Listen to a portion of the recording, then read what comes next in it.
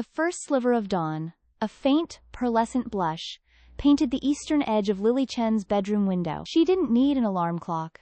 The subtle shift in light and the internal rhythm she'd cultivated over decades were more than enough. A soft sigh escaped her lips as she stretched, her muscles protesting gently before yielding to the day's demands. Her small, neat house, filled with the scent of aged wood and a lingering hint of yesterday's jasmine tea, was a sanctuary. Every object held a memory, every surface polished with care. She padded into the kitchen, the cool linoleum a familiar sensation beneath her bare feet. The old percolator, a wedding gift to her parents, gurgled a comforting tune as she set it on the stove. While the coffee brewed, Lily meticulously prepared her lunch. A simple sandwich, an apple, and a handful of almonds, packed into a reusable container. She believed in frugality, not out of deprivation, but out of respect for resources and a deep understanding of what truly mattered. Dressed in her practical, dark blue uniform, her hair neatly pulled back in a sensible ponytail, Lily grabbed her keys from the small ceramic dish by the door. Among the assortment of house keys and a tiny, tarnished locket hung the robust, slightly worn key for her car. It was more than just a key. It was the gateway to her daily life, her connection to the world beyond her quiet street. Stepping outside, the morning air was crisp and invigorating, carrying the earthy scent of dew-kissed leaves. There it sat, nestled beneath the sprawling oak tree, her faithful companion, a 1970 Ford Mustang, a deep, faded blue that had once been vibrant but now possessed the mellow patina of time. Some might have called it a wreck, an eyesore. Indeed, it bore the scars of its long life. A minor dent on the passenger side door from a forgotten parking lot encounter, a few scuffs on the bumper, and the inevitable fading of its paintwork. But to Lily, it was simply blue. She approached it with a gentle reverence, running a hand over its cool metal surface. "Morning, Blue," she murmured, a ritual greeting. Sliding into the driver's seat, the familiar scent of old leather and a faint, sweet hint of gasoline enveloped her. The seat, worn smooth by years of use, molded perfectly to her form. She inserted the key, turned it, and held her breath for a beat. There was a cough, a sputter, and then, with a reassuring rumble, the engine caught. Blue always started. Always. It was a testament to its robust engineering and Lily's diligent, if basic, maintenance. The engine settled into a steady thrum, a comforting vibration beneath her feet. Lily adjusted the rearview mirror, checking her reflection. A woman content, unburdened by material aspirations, ready to face the day. She backed out of her driveway with practiced ease, the car's power steering, surprisingly nimble for its age, responding smoothly. The drive to the local library, where she worked as a quiet but indispensable archivist, was a familiar route. The sun, now higher, cast long shadows, dappling the tree-lined streets in a shifting mosaic of light and shade. Other cars, sleek and modern, whizzed past, their drivers often casting quick, disdainful glances at Blue. Lily, however, was oblivious to their judgment. She wasn't trying to impress anyone. She was simply going to work, and Blue was taking her there reliably, comfortably, and with a quiet dignity that belied its age. She passed the gleaming dealership on Elm Street, rows of polished, expensive vehicles glinting under the morning sun. A young salesperson, impeccably dressed, paused his conversation to openly stare at Blue, a smirk playing on his lips. Lily didn't notice. Her gaze was fixed on the road ahead, her mind already anticipating the precise order of cataloging the new shipment of historical documents that awaited her. The familiar hum of the engine, the gentle sway of the suspension, the occasional click of the turn signal. These were the small, comforting sounds of her morning commute. She hummed a tuneless melody, a quiet contentment settling over her. Blue wasn't just a car. It was a steadfast companion, a symbol of resilience, and an understated part of her simple, yet profoundly rich, life. As she pulled into her designated parking spot at the library, the engine purred softly before she turned the key, silencing it. Blue had done its job, as it always did, faithfully and without complaint. The late afternoon sun, a weak, diluted gold, barely cut through the haze clinging to the office parking lot. Lily guided her ancient Honda Civic into its usual spot at the far end, a space she'd claimed years ago, away from the sleek, polished beasts her younger colleagues favored. The engine gave its familiar shudder, before settling into a series of clicks and cooling ticks. As she gathered her bag, she caught the usual sidelong glances from a group clustered near the entrance, their laughter dying down a notch as her car's distinctive shade of faded blue, almost gray now, caught their eye. She emerged, a slight figure against the backdrop of gleaming German sedans and Japanese SUVs, her practical shoes crunching on the gravel. Her sensible, flowy dress, chosen for comfort rather than style, billowed gently in the faint breeze. A familiar snicker reached her ears just as she passed the huddle. "Look, the rusty bucket made it another day." Mark's voice, a little too loud, carried on the air. He nudged Sarah, whose hand flew to her mouth, stifling a giggle that still escaped, high-pitched and nervous. Sarah, usually quiet, seemed to gain a burst of confidence when Mark was around. Her eyes, however, held a flicker of something that looked like unease, quickly masked by a forced smile. Lily didn't break stride. Her gaze, warm and unblinking, swept over them for a fraction of a second, acknowledging their presence, without truly acknowledging their words. She'd heard it all before. The antique on wheels, the mobile museum piece, the carbon footprint nightmare. Their inventive insults had, over time, lost their sting, becoming a dull, predictable drone in the background of her busy life. She walked on, her mind already shifting to the grocery list for dinner. Her little Civic, affectionately nicknamed Bluebell by her niece, wasn't just a car. It was a testament to enduring quality and careful maintenance. It had carried her through countless errands, ferried her aging mother to countless appointments, and seen her through years of reliable service, never once faltering. The minor dents and faded paint were badges of honor, a visual history of a life lived, not merely paraded. A faint sigh escaped her lips, not of sadness, but of mild amusement. These young ones, so caught up in the shiny veneer of things, they measured worth in newness, in fleeting trends. They didn't understand the quiet satisfaction of making something last, of finding joy in functionality over flash. Her car, despite its outward appearance, was meticulously cared for. The engine purred like a contented cat. The interior, though simple, was spotless, and every mechanism worked with the precision of a well-oiled machine. "I wonder how many times she's had to push it to work this week." Sarah's voice, softer this time, wavered slightly. There was a questioning tone in it, a hint of genuine curiosity, quickly overshadowed by Mark's dismissive chuckle. "Probably runs on good intentions and wishful thinking," Mark scoffed, adjusting the strap of his expensive laptop bag. He glanced at his own gleaming black sedan, as if to reaffirm his superior status. Lily's lips curved into a tiny, almost imperceptible smile. They could whisper, they could snicker, they could judge. It didn't diminish the warmth she felt for her reliable Bluebell, nor did it tarnish the quiet pride she took in her own choices. The car was paid for, had been for years. It required minimal insurance, and rarely needed major repairs, thanks to her brother-in-law, a mechanic who doted on it like a favorite pet. That meant more money for her mother's medication, for her niece's college fund, for the small, simple pleasures that truly enriched her life. She reached the main building, the cool air conditioning washing over her as she entered. The whispers faded behind her, replaced by the hum of the office and the distant clatter of keyboards. Their words, like pebbles thrown into a deep well, barely made a ripple. Lily Chen had a different kind of wealth, one that couldn't be driven off a dealership lot. A subtle hum, a nascent tremor, rippled through the open-plan office. "Did you hear?" Sarah whispered, her voice barely registering above the keyboard chorus. Mark, lost in a particularly vibrant spreadsheet, offered only a distracted grunt. "Hear what, Sarah? That the coffee machine's on the fritz again? Because if so, I'm organizing a revolt." "No, silly!" A high-pitched, nervous giggle punctuated her words. "Mr. Harrison, he's here." Here.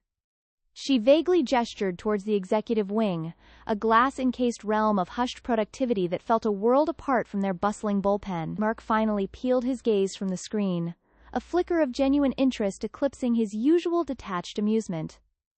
Already? I thought he wasn't due until after lunch. You know, the grand spectacle, the whole new sheriff in town routine. He leaned back, a smirk playing on his lips. Bet he'll arrive in some ridiculously ostentatious German luxury car, something that screams, I'm better than all of you and I also own a private jet. Sarah gnawed her lip, a telltale sign of internal conflict. Well, I heard he's really strict, and he apparently knows everything about cars, not just the fancy new ones, but everything. She trailed off, a slight shiver tracing her spine. Wheels and Deals prided itself on automotive innovation, yet a quiet, almost sacred reverence for classic vehicles permeated its foundations, a legacy of the long-retired founder. The air grew thick with anticipation. Secretaries meticulously straightened desks, and even the usually boisterous sales team hushed their chatter. The old CEO, a jovial but somewhat ineffectual figure, had been a comfortable fixture. Mr. Arthur Harrison, however, was an enigma, a name whispered with a potent mix of dread and hope. His reputation preceded him, a turnaround specialist, a man who revitalized ailing companies into industry leaders, albeit not without a significant upheaval. A hushed silence descended as the executive floor elevator chimed. Every head swiveled, every eye fixed on the gleaming chrome. The doors parted smoothly, revealing not a towering figure flanked by assistants, but a man of unassuming height, impeccably tailored in charcoal gray, silver hair neatly combed, spectacles perched on his nose, lending him an academic air. Arthur Harrison stepped out, his gaze sweeping the vast office expanse. He didn't stride with an overt display of authority. Instead, he walked with a measured, almost contemplative pace. His eyes, a startling shade of intelligent blue, seemed to absorb every detail. The slightly askew picture frame on a cubicle wall, the languishing plant near the window, the subtle nervous fidgeting of the employees. Nothing escaped his notice. Mark, ever eager to impress, subtly puffed out his chest, attempting to project an image of confident efficiency. Sarah, conversely, instinctively shrank a little in her chair, a blush creeping up her neck. She felt a strange, prickling sensation, as if Mr. Harrison could see straight through her carefully constructed facade of competence. As he reached the reception desk, he paused, his gaze lingering on the display of miniature concept cars. He didn't immediately address the receptionist. Instead, he picked up a small, exquisitely detailed model of a vintage roadster, turning it over in his hand with profound gentleness. A faint, almost imperceptible smile touched his lips. It wasn't the expected scowl of a demanding CEO, nor the bland politeness of a new acquaintance. It was a look of genuine appreciation, a quiet understanding that seemed to deepen the air of mystery surrounding him. The silence in the office was so profound, one could almost hear the collective intake of breath. This was not the arrival they had anticipated. This was something else entirely. The midday sun beat down on the vast asphalt expanse of the company parking lot, shimmering off the polished hoods of executive sedans and sporty coupes. Mr. Arthur Harrison, his tailored suit jacket draped over one arm, moved with a deliberate, unhurried grace. He wasn't simply walking, he was observing, a connoisseur taking in a gallery. Mark Jenkins, ever eager to impress, trailed slightly behind, a nervous smile plastered on his face. Sarah Peterson, clutching her purse, giggled faintly at a private thought, her gaze flitting between Mr. Harrison's composed back and Mark's strained earnestness. A rather diverse collection, wouldn't you say, Mr. Harrison? Mark ventured, gesturing vaguely at a row of gleaming black SUVs. He hoped to elicit a comment about the company's success reflected in its employees' vehicles. Mr. Harrison merely nodded, his eyes scanning, assessing. He didn't seem particularly impressed by the latest model of anything. His gaze drifted past a pristine Mercedes, a new Tesla, and a souped-up Mustang. He seemed to be looking for something else entirely, something beyond superficial shine and contemporary design. Mark, mistaking the silence for disdain, cleared his throat. Of course, some of us prefer practicality. Or perhaps, a certain understated elegance. He cast a quick, dismissive glance at an older, slightly dented minivan. Sarah stifled another giggle, agreeing with the unspoken judgment. Mr. Harrison stopped, Abruptly, his usual calm demeanor gave way to something akin to profound surprise, almost disbelief. His eyes, usually sharp but composed, widened, fixed on a spot at the far end of the lot, nestled amongst a cluster of anonymous commuter cars. Mark nearly bumped into him, startled by the sudden halt. "Mr. Harrison? Is everything all right?" Mark stammered, his gaze following the CEO's, but seeing nothing remarkable, just a faded blue car, its paintwork dulled by years of sun and minor scuffs. It was Lily's car. An old Datsun 240Z, though Mark wouldn't have known that. To him, it was simply an old, beat-up vehicle that probably belonged to some junior associate struggling to make ends meet. But Mr. Harrison saw something entirely different. His lips parted slightly, a soft, almost reverent murmur escaping them. "Good heavens!" he breathed, a genuine astonishment coloring his voice. He took a slow, deliberate step forward, then another, drawn ineluctably towards the unassuming vehicle. The worn blue paint, the subtle curve of the roofline, the distinctive vents on the hood. They were speaking a language only he understood. He circled the car slowly, his fingertips hovering inches from the bodywork, as if afraid to disturb a fragile artifact. Mark and Sarah exchanged confused glances. "Is he admiring that old thing?" Sarah whispered, her giggle replaced by a frown of bewilderment. Mark scoffed softly. "Maybe he's just wondering how it still runs, or if someone parked it in the wrong spot." He felt a familiar surge of superiority. It was probably a relic from the 80s, belonging to someone who couldn't afford anything better. He imagined Mr. Harrison, a man of exquisite taste, finding amusement in its antiquated appearance. But Mr. Harrison's expression was far from amusement. It was one of intense, almost academic fascination. He knelt beside the front wheel, examining the alloy, then ran his hand along the curve of the fender, a genuine smile beginning to spread across his face. "Remarkable," he murmured, his voice laced with a quiet reverence. "Absolutely remarkable." He leaned in closer, peering through the slightly tinted window at the interior. The worn leather seats, the simple dashboard, the classic instrumentation, tear it, was all there, a testament to a bygone era of automotive excellence. Mark and Sarah, still standing a respectful distance away, watched Mr. Harrison with growing bewilderment. They saw a scruffy, outdated car. Mr. Harrison saw a piece of history, an engineering marvel, a classic that defied time. Their interpretations couldn't have been further apart. Mark, ever the opportunist, decided to frame it as a humorous discovery. "Perhaps it's a collector's item, Mr. Harrison," he offered, a smirk playing on his lips. "A relic from a simpler time?" Sarah giggled, a nervous, uncertain sound. Mr. Harrison, however, didn't respond. He simply continued to gaze at the blue Datsun, his eyes shining with an unexpected, profound recognition, a silent promise hovering in the air. The late afternoon sun, usually a gentle balm, felt strangely intense as Mark strode towards Mr. Harrison, a smirk already playing on his lips. Sarah, trailing a few paces behind, offered a nervous little giggle that seemed to hover in the air like a lost thought. Mark had been eyeing Lily's ancient vehicle parked conspicuously amidst the gleaming modern sedans and SUVs, a relic from another era. He'd decided to make a show of it, a subtle jab that he felt would bond him further with Mr. Harrison, whom he perceived as a man of refined taste. "Mr. Harrison," Mark began, his voice laced with an exaggerated politeness that barely masked his patronizing tone. "I hope you don't mind me saying, but that thing you've got parked out front must be quite the conversation starter." I almost mistook it for a prop from a vintage film set. He gestured vaguely towards Lily's car, a faint sheen of dust clinging to its deep red paint.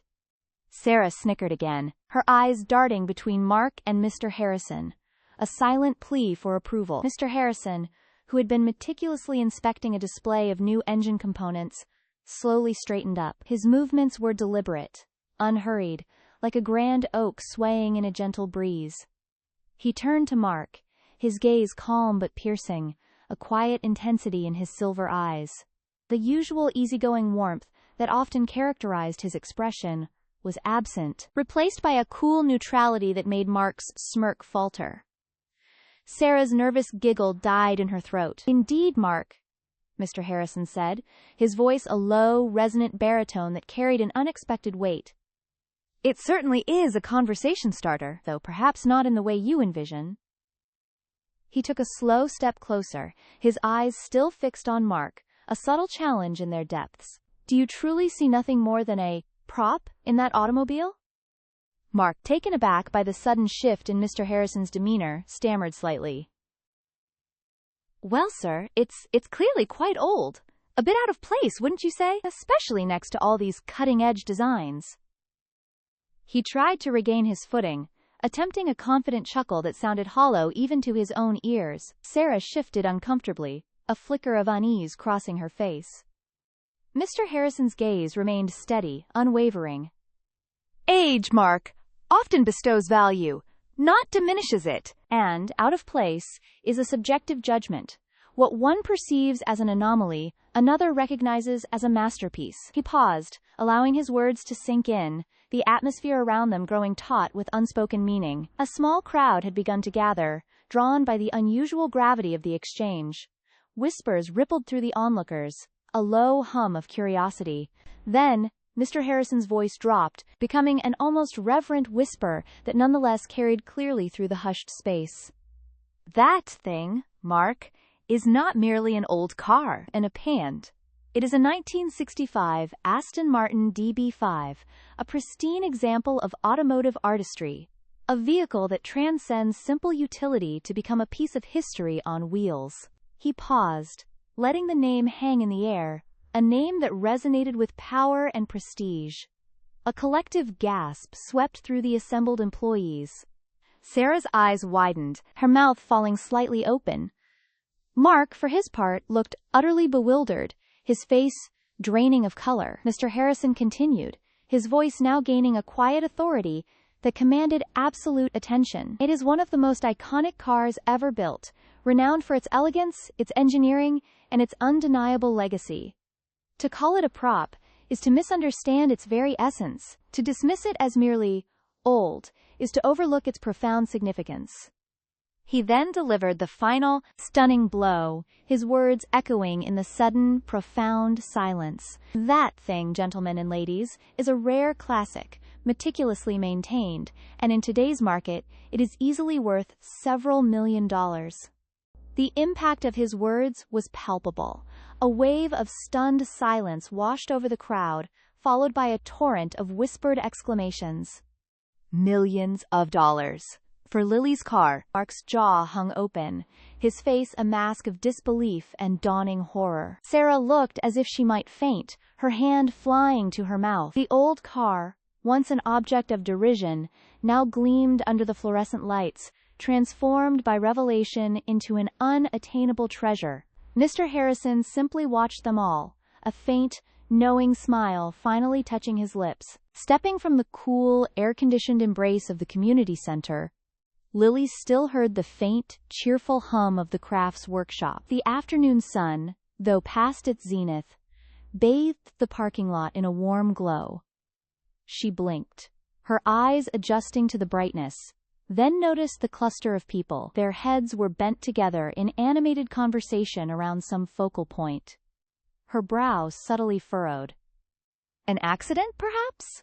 Or a new art installation she hadn't anticipated? As she approached, the onlookers shifted, creating a small clearing, and a peculiar lurch tightened Lily's stomach. At the heart of their fascination stood O.L.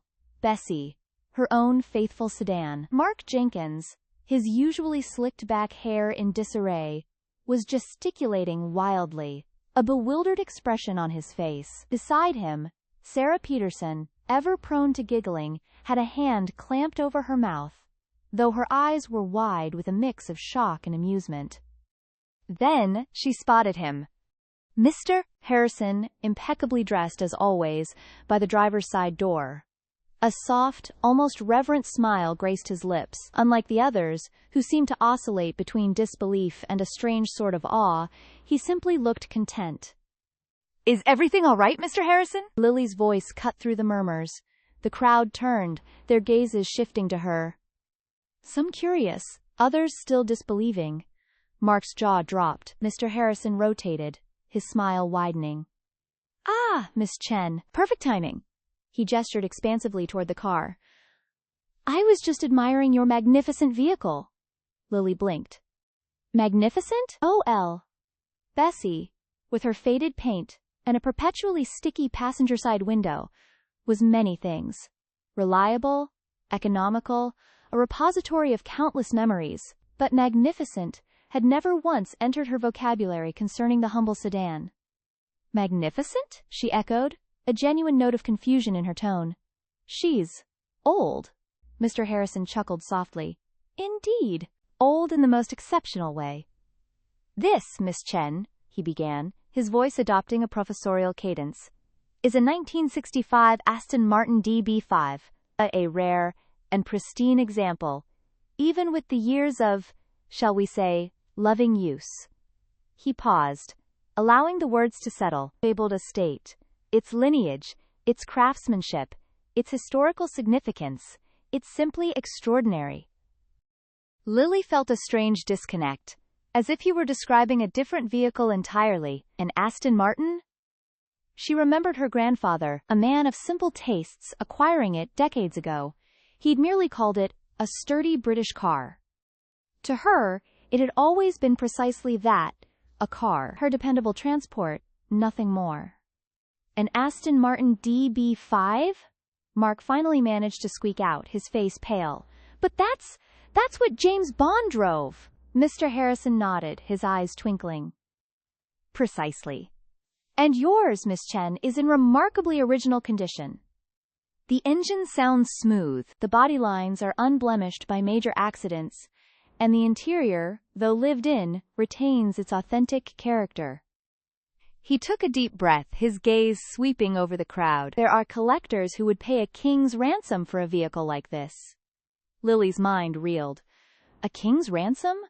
For O.L., Bessie? Her practical mind struggled to reconcile this sudden shift in reality. It felt like a bizarre dream. Then, Mr. Harrison turned back to her, his expression serious, yet kind. Miss Chen, I have searched for a DB5 in this condition for a very long time. I understand this may be sudden, but I would like to make you an offer.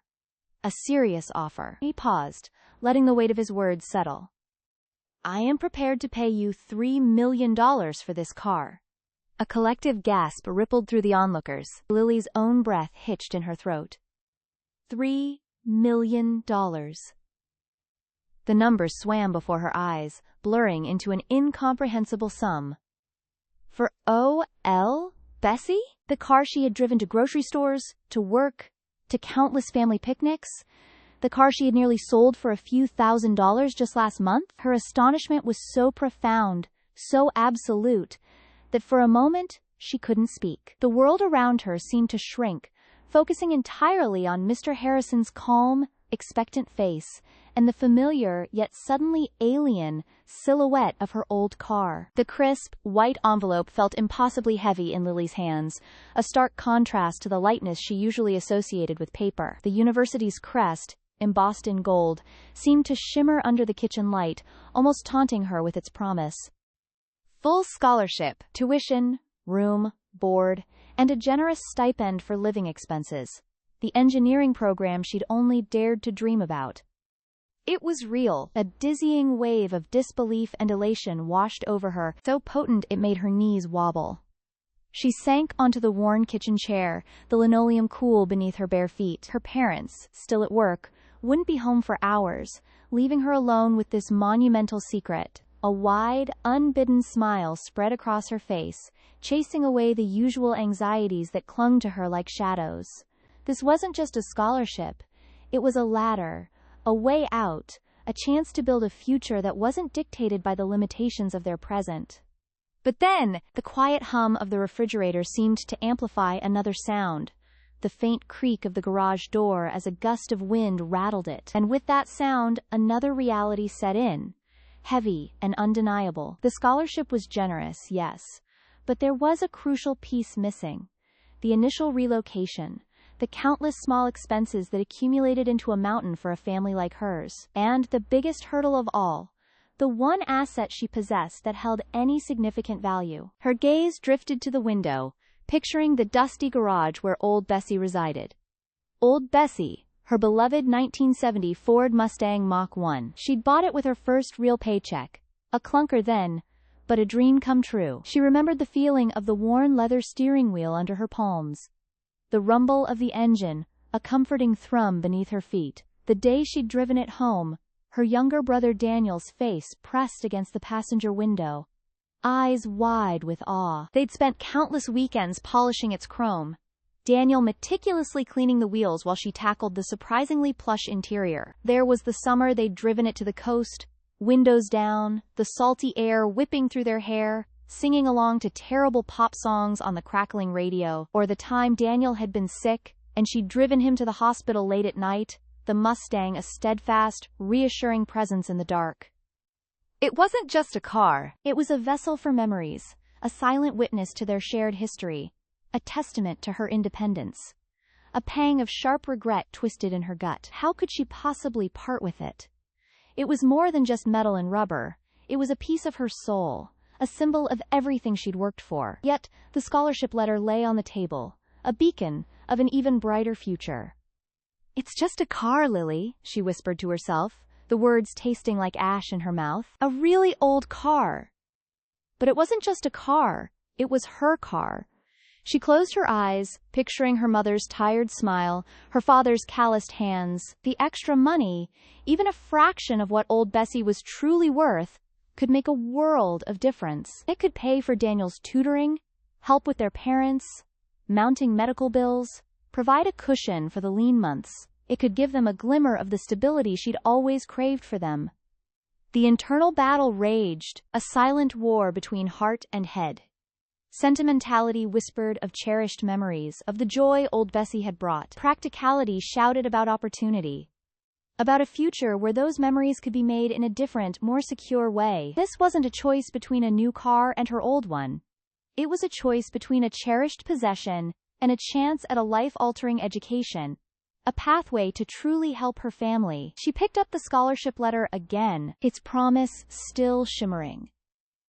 The decision, though painful, was becoming clearer, sharper. Old Bessie had carried her through so much, but now it was time for her to carry Lily forward in a different way. The sacrifice would be immense, but the potential reward for all of them was immeasurable. A single tear traced a path down her cheek, but this time it was not entirely from sadness. It was also from the quiet, determined strength that was beginning to bloom within her. The late afternoon sun, a buttery wash of gold, slanted across Mr. Harrison's impeccably tailored suit as he approached the old blue car. Lily, standing beside it, felt a familiar pang, a mixture of anticipation and a strange, quiet sorrow. She smoothed down her dress, a simple floral print that felt appropriate for a final farewell. "Good afternoon, Miss Chen," Mr. Harrison said, his voice a low, resonant baritone. He offered a small, polite smile, his eyes the color of warm mahogany, already doing their meticulous survey of the vehicle.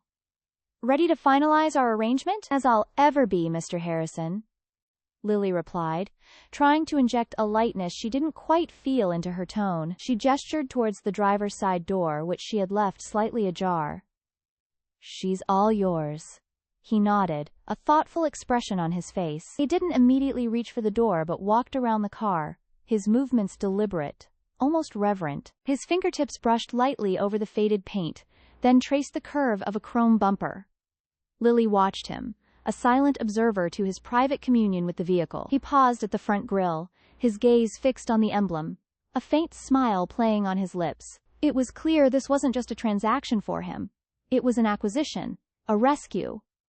Finally, he returned to her, pulling a sleek leather briefcase from beneath his arm. "Everything is in order, Miss Chen, as we discussed." He opened it, revealing neat stacks of crisp bills. The sight of them, a clean, tangible manifestation of her decision, made her breath catch. It was more money than she'd ever seen at once, a sum that promised relief and a future untethered from immediate worry. "Thank you, Mr. Harrison," she managed, her voice a little breathy.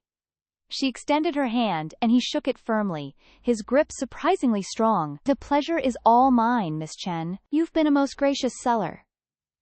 He then turned his attention back to the car. With a gentle sigh, he opened the driver's door and slid inside. The springs creaked faintly, a sound Lily knew intimately. He adjusted the rearview mirror, ran a hand over the steering wheel. A gesture of ownership. Lily took a step back, her gaze lingering on the worn fabric of the seats, the faint scent of old leather and forgotten journeys. This car had been more than just transportation. It was a silent witness to countless conversations, tearful goodbyes, and joyous reunions. It had carried her to her first job interview, brought her sister home from the hospital, and ferried her mother to countless doctor's appointments. It was a repository of memories, a faithful companion through thick and thin. A lump formed in her throat. She swallowed hard, blinking back the sudden sting in her eyes. "Goodbye, old friend," she whispered, her voice barely audible even to herself. It felt like saying goodbye to a beloved pet, or an old house filled with echoes of laughter. Mr. Harrison started the engine. The familiar rumble, usually a source of comfort, now sounded like a final farewell. He shifted into reverse, and the blue car, her blue car, began to roll slowly down the driveway. He gave her a small wave, a polite acknowledgement, and then the car turned onto the street, picking up speed, a diminishing spot of blue against the encroaching twilight. And then it was gone. The quiet that descended felt immense, almost deafening. Lily stood there for a long moment, the warmth of the setting sun on her face, the rustle of leaves in the breeze the only sound. The space where the car had been felt hollow, an empty canvas waiting for something new. She looked down at her hands, still feeling the phantom weight of the steering wheel. Then, her gaze fell to the briefcase Mr. Harrison had left on the porch step, a sturdy, dark rectangle that contained her future. A slow, spreading warmth began in her chest, pushing back the lingering sadness. It wasn't just money, it was freedoms. It was the possibility of a new lease on life, a chance to finally pursue dreams that had long been relegated to the back burner. The world suddenly felt wide open, brimming with untold opportunities.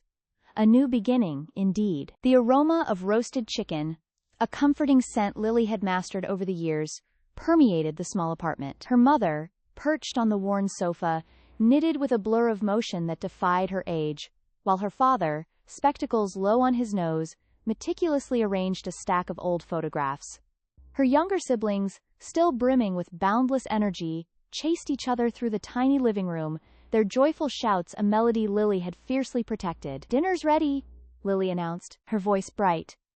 The chaotic energy instantly converged around the modest dining table. As they ate, the usual hum of school anecdotes and neighborhood gossip filled the air.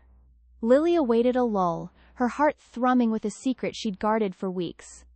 "I have some news," she began, a tremor in her voice despite herself. All gazes riveted on her. It's significant news." Her mother's knitting needles froze mid-stitch. Her father peered over his glasses, a flicker of concern in his eyes. The children, sensing the shift, fell silent, their forks suspended above their plates. "I bought a house," Lily whispered. Then, with more force, "A house! For all of us!" A stunned silence preceded an explosion of sound. Her mother gasped, dropping her knitting. Her father's jaw went slack. The children shrieked with delight, abandoning their dinner to pepper Lily with questions. "A house? Where is it? Does it have a yard? Can I have my own room?" Lily laughed, a wave of pure relief washing over her. "Yes, yes, and yes. It's not far from here, a little further out, with a lovely garden, and everyone gets their own space." She produced a set of keys, their silver glinting under the kitchen light. "We move in next month." The ensuing weeks blurred into a whirlwind of packing and planning. The new house was everything Lily had envisioned, spacious, sun-drenched, and humming with quiet potential. No mansion, certainly, but undeniably theirs. Her new car's arrival was equally momentous, though in a much more subdued fashion. She stood in the dealership, the gleaming silver minivan before her, a a stark departure from the vintage beauty she'd once cherished. This vehicle embodied practicality, fuel-efficient, ample room for the entire family, and generous cargo space for grocery hauls and weekend escapes. No flashy chrome, no flamboyant curves, just sensible lines and dependable engineering. She's a beauty, isn't she? The salesman chirped, sensing the sale was secure. Lily smiled. She's perfect. Driving it off the lot felt distinct. The ride was silken, the engine a mere whisper, the air conditioning crisp and efficient. No admiring glances, no curious inquiries at stoplights, just the hushed hum of a modern machine performing its designated function. It was utterly anonymous, and in its own way, liberating. She could drive anywhere, park anywhere, without a second thought. Later that evening, after the last box found its place and the children finally slept in their new rooms, Lily sat in the quiet living room, a mug of herbal tea warming her hands. She gazed out at the moonlit garden, a gentle breeze rustling the leaves. Her thoughts drifted to the old blue classic, the growl of its engine, the way sunlight had caught its polished chrome, the profound sense of liberty it had afforded her. It had been more than a mere car. It was a companion, a symbol of tenacity, and ultimately, the genesis of this new life. She recalled the bewildered stares, the outright snobbery from some, and the quiet appreciation from others. It had been a testament to her refusal to conform, to her simple delight in something authentic and enduring. She didn't miss the attention it commanded, nor the constant worry of upkeep. Yet, she missed the feeling of driving it, the visceral connection to the road. Still, a deep contentment settled with her new minivan. It symbolized a different kind of freedom. Freedom from worry, freedom to provide, freedom to simply be. Her life was no longer a performance. It was about stability, about family, about a brighter future built on quiet strength and unwavering love. The classic car had charted the course, but this new, practical vehicle was steadily and reliably carrying her family into the dawn of an abundant chapter.